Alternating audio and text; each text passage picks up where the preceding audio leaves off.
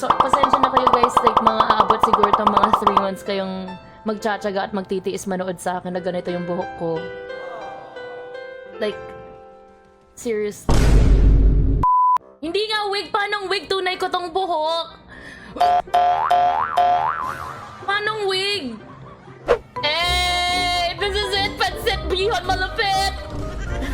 Alam kong unang bunot ko palang dito makukuha ko na kasi napakaswerte. Alam mo kapag binalas ka sa isang bagay, minsan swerte ka rin sa isang bagay, di ba?